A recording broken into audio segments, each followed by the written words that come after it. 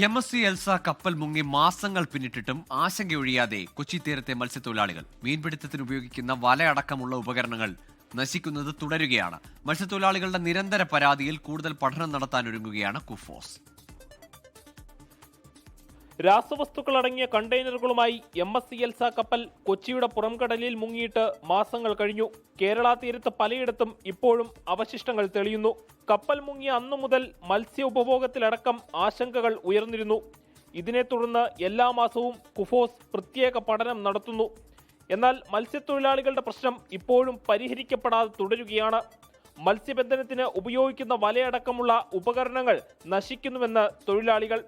തങ്ങൾക്കുണ്ടാക്കുന്ന നാശനഷ്ടം കണക്കാക്കി നൽകണമെന്നാണ് മത്സ്യത്തൊഴിലാളികൾ കുഫോസിനോട് ആവശ്യപ്പെട്ടിരിക്കുന്നത്. തൊഴിലാളികൾക്കുണ്ടാക്കുന്ന നാശനഷ്ടങ്ങൾ കണക്കാക്കുവാൻ ഒരുങ്ങുകയാണ് കുഫോസ്. എറണാകുളം ബേസിലുള്ള കുറേ മത്സ്യത്തൊഴിലാളികൾക്ക് ലക്ഷക്കണക്കിന് രൂപയുടെ വല നഷ്ടപ്പെട്ടു. അതിനുള്ള ഒരു അസസ്മെന്റ് സർവകലാശാല എടുത്ത് അവരെ അഭ്യർത്ഥിച്ചിട്ടുണ്ട് മത്സ്യത്തൊഴിലാളി യൂണിയനുകൾ. അത് ശാസ്ത്രീയമായി ചെയ്തു കൊടുക്കാനുള്ള സർവകലാശാലയുടെ എക്സ്പെർട്ടൈസ് ഉപയോഗിച്ചുകൊണ്ട് ചെയ്തു കൊടുക്കാമെന്ന് അവർക്ക് ഒരു കമ്മിറ്റ്മെന്റ് കൊടുത്തിട്ടുണ്ട്.